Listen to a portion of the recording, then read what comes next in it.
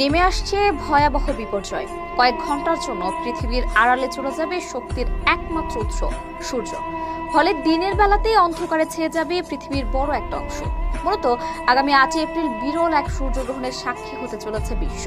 NASA জানিয়েছে, পূর্ণগ্রাস সূর্যগ্রহণের ফলে সেদিন মেক্সিকো, যুক্তরাষ্ট্র ও কানাডায় সূর্যকে পুরোপুরি ঢেকে ফেলবে চাঁদ।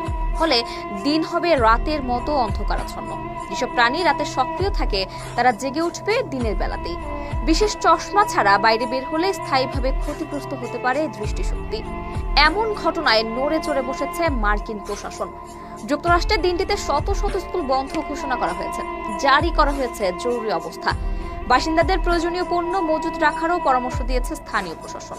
যথাসম্ভব বাইরে বের না হওয়ার জন্য নির্দেশনা দেওয়া হয়েছে। এদিন জরুরি চলাচলের সময় ব্যবহারের জন্য শিক্ষার্থীদের বিশেষ চশমা দেওয়া হবে। অন্যদেরকেও দেওয়া হয়েছে একই পরামর্শ।